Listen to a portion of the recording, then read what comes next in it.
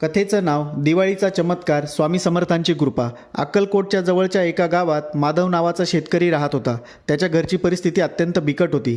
त्या वर्षी पिकंही नीट आली नव्हती आणि दिवाळी जवळ आली तरी त्याच्याकडे ना नवे कपडे, ना दिवे, ना मुलांसाठी गोडधोड काहीही नव्हते। त्याची 2 लहान मुलं दिवाळीबद्दल उत्साहाने बोलत होती, पण घरात अन्नसुद्धा कमी होतं। एका रात्री पत्नीनं शांतपणे विचारलं, माधवा, मुलांना तरी काहीतरी गोड करावंसं वाटतंय, पण घरात तर गहूही नाही। माधव निराश झाला। त्याच्या डोळ्यात पाणी आलं। त्याला गावातल्या लोकांनी सांगितलं होतं की अक्कलकोटच्या स्वामी समर्थांना जाऊन प्रार्थना कर, त्यांची कृपा असीम आहे। दुसऱ्या दिवशी पहाटे तो अक्कलकोटला गेला। स्वामी समर्थ वटवृक्षाखाली बसलेले होते। माधव त्यांच्या चरणी नतमस्तक झाला आणि म्हणाला, स्वामी, माझी दिवाळी अंधारात गेली आहे। मुलांना हसू आणण्यासाठी माझ्याकडे काहीही नाही, कृपा करा। स्वामी समर्थ शांतपणे हसले।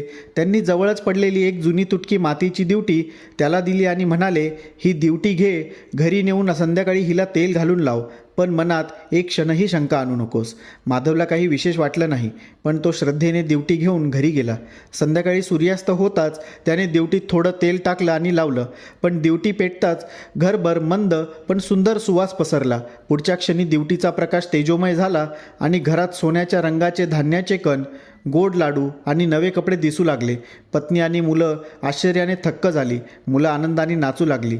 दिवाळीचा तो रात्रीचा प्रकाश फक्त माधवच्याच घरात नव्हे तर गावकऱ्यांच्या हृदयातही पसरला। दुसऱ्या दिवशी संपूर्ण गाव माधवच्या घरी जमलं। तो सर्वांना सांगू लागला, स्वामी समर्थांची कृपा म्हणजे फक्त चमत्कार नाही, तर ती आपल्या श्रद्धेवर जगणारा प्रकाश आहे। त्या दिवशीपासून माधव कधीच आपल्या श्रद्धेवर शंका घेतली नाही। त्याने गावातील गरिबांना नेहमी मदत केली, कारण त्याला माहीत होतं स्वामी समर्थांची कृपा मिळाल्यावर देणं हीच खरी कृतज्ञता आहे। कथेचा संदेश, संकट कितीही गडद असलं तरी श्रद्धेचा एक दिवा अंधाराला हरवू शकतो। स्वामी समर्थांची कृपा ही त्या दिव्यासारखीच आहे, जी निराशेचं अंधारही उजळवते। श्री स्वामी समर्थ।